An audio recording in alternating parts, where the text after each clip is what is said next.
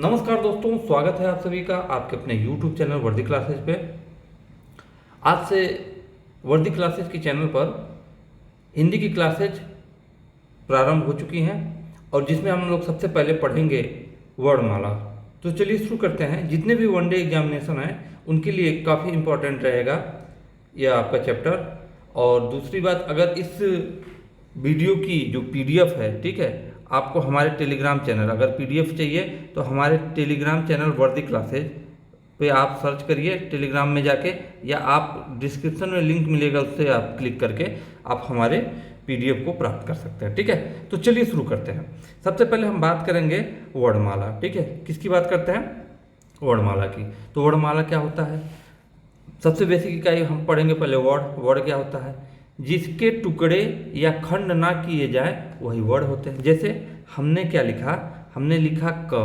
ठीक है, क क्या है आपका? एक वर्ड है।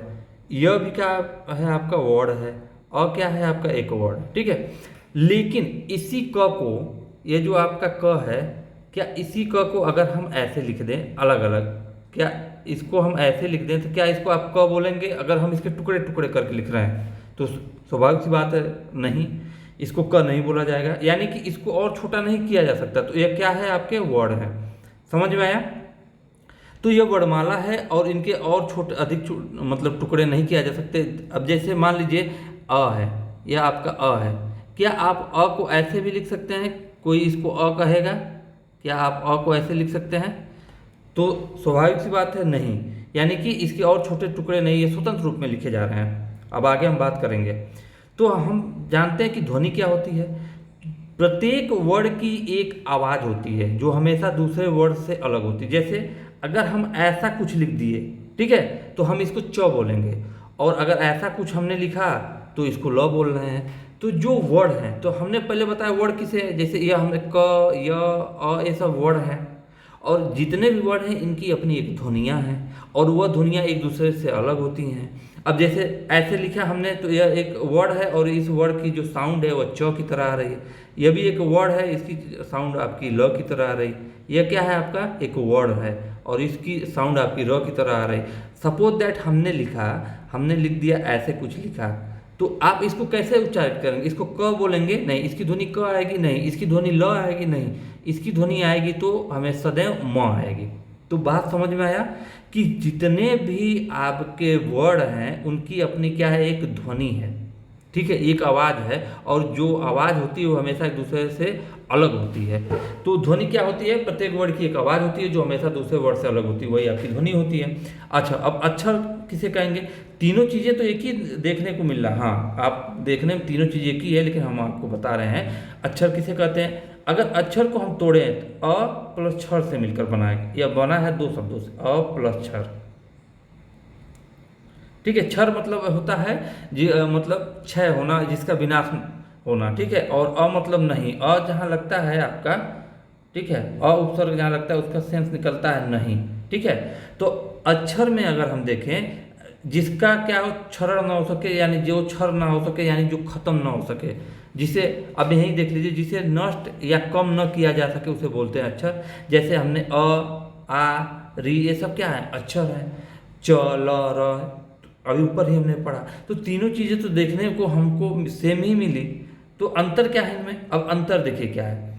अंतर बस इतना सा है कि आपको एग्जाम में यह ध्यान देना है कि अगर पूछे कि भाषा या वाक्य की लघुत्तम इकाई या छोटी इकाई कौन सी है, तो ऑप्शन में ध्वनि है तो ध्वनि उत्तर होगा, अगर ध्वनि नहीं है तो वर्ड उत्तर होगा, और वर्ड भी नहीं है तो अक्षर उत्तर होगा। ठीक है, अब समझिएगा, तीनों है ऑप्शन में तो ध्वनि है, तीनों नहीं सिर्फ ये दोनों है तो वर्ड होगा, अगर सिर्फ ये दोनों नहीं है, सिर्फ अक्षर है तो आपका अक्षर उत्तर होगा। ठीक है, तो इस चीज़ को ध्यान रखेंगे। अब थोड़ी सी अंतर समझेंगे।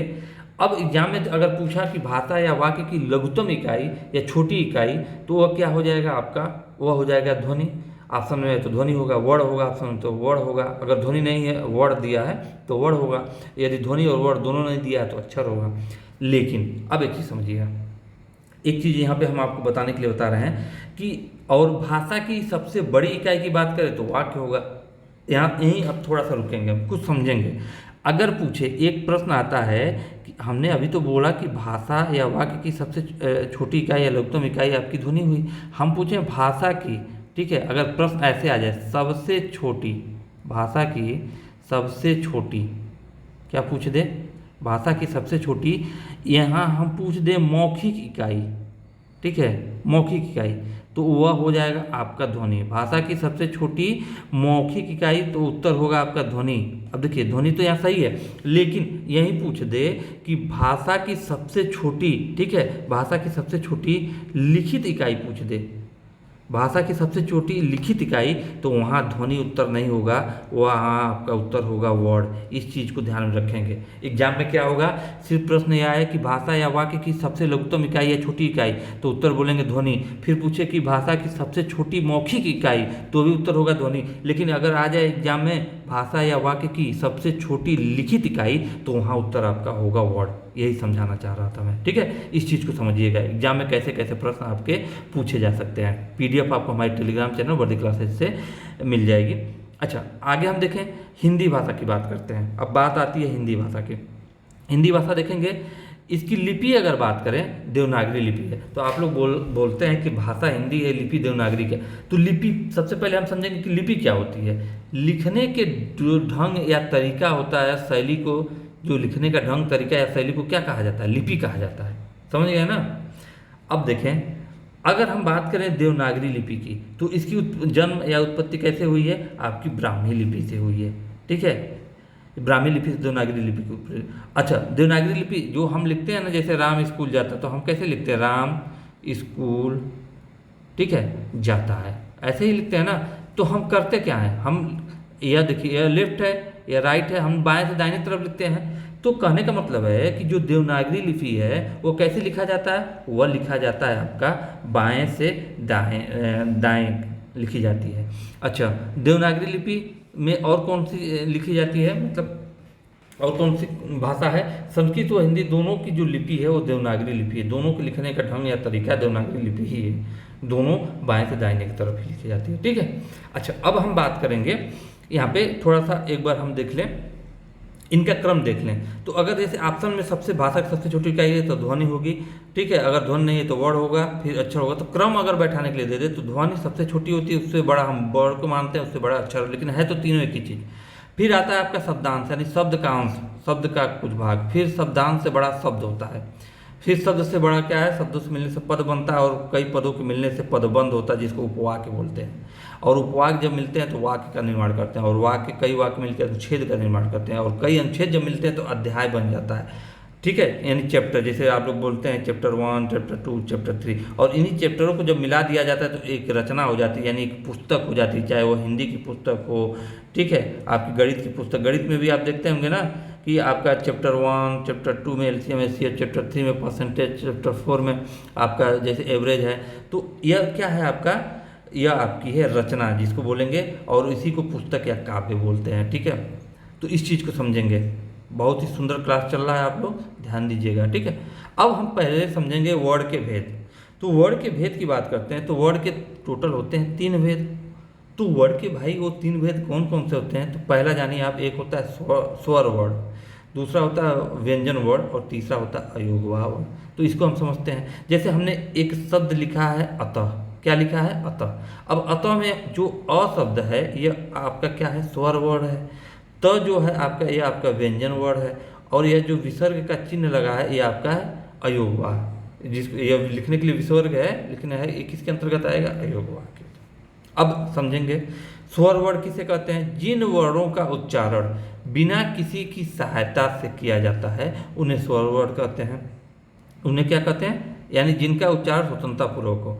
अब देखें, स्वर वर्ड की जो हिंदी में संख्या होती है 11, और संस्कृत में संख्या होती है 13, लेकिन हमको पढ़ना है हिंदी तो हम हिंदी वालों को ध्यान रखेंगे।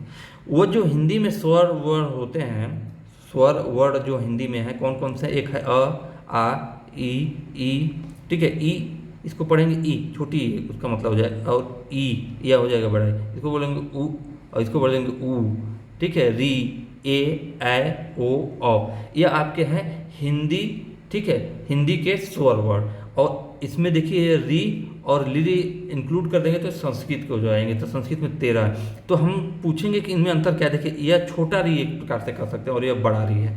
अब इसका एग्जाम्पल भी समझ लीजिएगा, जैसे ऋषि लिखना है तो हम ऐसे लिखते हैं, और ऋचा लिखना है ना तो ऐसे लिखते हैं, लेकिन आप लोग टाइपिंग के कारण कई जगह ऐसा संभव नहीं हो पाता है तो हम लोग ऋचा को भी ऐसे ही लिख देते हैं, ठीक है।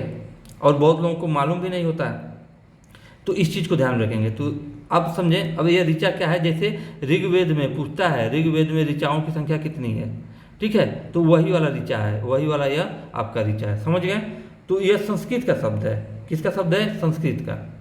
अब आगे देखें, अब जैसे हम कह रहे हैं कि पितृ लिखना है तो पितृ तो आप ऐसे लिखेंगे, ऋण लिखना है तो ऐसे लिख लेंगे, लेकिन पितृ एक साथ लिखना है तो अब ये देखिए, ये पितृ का जो री है और ऋण का जो री है यह मिल के एक बड़े री का निर्माण करेंगे, ठीक है, और यह हो जाता है पितृ। तो पितृ का लिखने का सही ढंग यह है, आप इसको ध्यान में रखेंगे। क्लियर, चले आगे देखते हैं। स्वर के भेद देखेंगे, तो यहाँ पे देखेंगे जो स्वर के भेद होते हैं 4, और उस चारों में से हम पहले पढ़ेंगे पहला भेद, और उस पहले भेद के 3 भेद हैं, आप बात समझिएगा। स्वर के कितने भेद हैं, 4, तो हम पढ़ेंगे अभी कौन सा, अभी हम पढ़ेंगे पहला भेद, ठीक है। तो उच्चारण व मात्रा के आधार पर स्वर के भेद हम पढ़ेंगे, यह आपका पहला भेद है। और इस स्वर के चौथे भेद में एक भेद का बाद हम करेंगे, और यह जो पहला भेद है उसके 3 भेद हैं, ठीक है। तो उच्चारण व मात्रा के आधार पर स्वर के भेद देखेंगे पहले भेद के अंतर्गत, और वह पहला भेद जो है उसमें 3 भेद बटे हुए हैं। तो 3 भेद कौन कौन से हैं, ह्रस्व स्वर, दीर्घ स्वर और प्लुत स्वर। अब हम समझेंगे। मात्रा या उच्चारण में लगने वाले समय को मात्रा कहते हैं, ठीक है। अच्छा यहाँ देखिए, मात्रा किसे कहते हैं, उच्चारण में लगने वाले समय को मात्रा कहते हैं। मात्रा कितने प्रकार के होते हैं, मात्रा तो होते हैं 2 प्रकार के, कौन कौन से, एक आपका लघु मात्रा होता है, एक गुरु या दीर्घ मात्रा होता है, ठीक है। अब समझेंगे इसको। अब देखें यहाँ पर क्या देखेंगे कि जो अ है, ई है, ऊ है और री है, ये आपकी लघु मात्रा है, ठीक है। और जो आ है, ई है, ऊ है, ए है, आए, ओ, औ, ये क्या है आपके गुरु, या हम कहें गुरु स्वर भी कह सकते हैं, गुरु मात्रा कहिए या दीर्घ मात्रा कहिए, गुरु स्वर यह भी कह सकते हैं। तो सबसे पहले हम जो लघु स्वर है या ह्रस्व स्वर उसके ऊपर चर्चा करते हैं। तो ह्रस्व स्वर किसे कहते हैं, लघु व छोटे स्वर को ह्रस्व स्वर कहते हैं।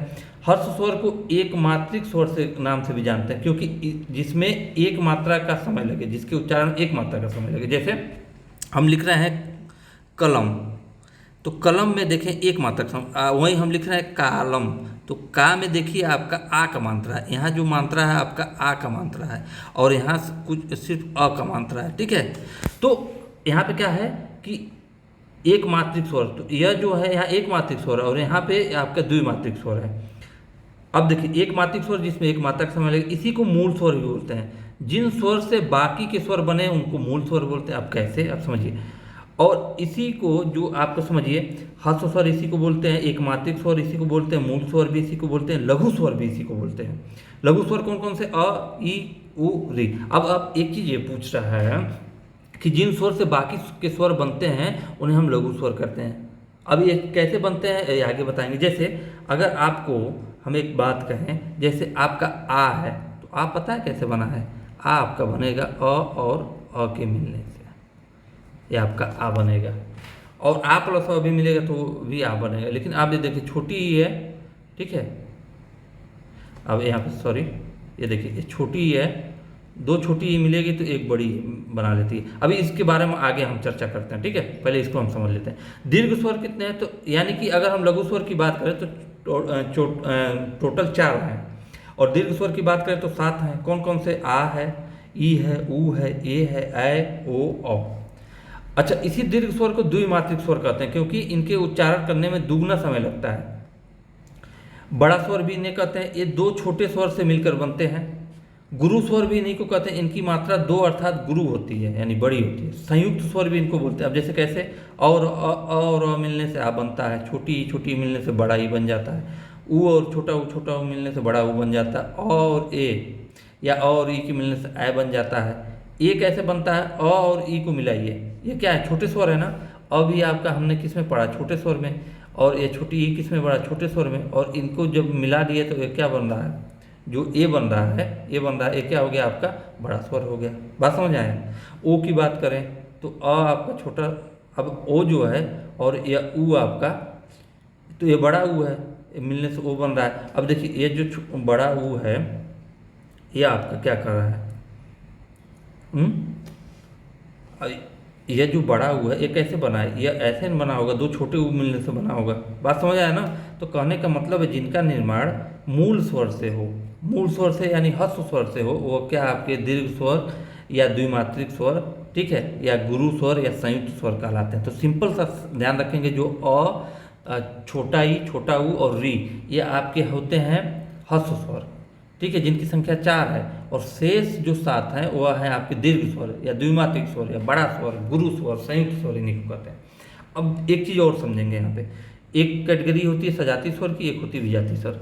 दो समान वर्णों को मिलाने से जो स्वर बनता है उसको सजाती स्वर बोलते हैं, और दो अलग अलग वर्णों को मिलाने से जो स्वर बनता है उनको विजाती स्वर बोलते हैं। जैसे आ ई उ ये आपके सजाती स्वर है, तो 3 सजाती स्वर हो गए, ए ऐ ओ और 4 विजाती स्वर हो गए। कैसे हो गए अब इसको समझ लीजिए, जैसे समझिएगा यहाँ पे।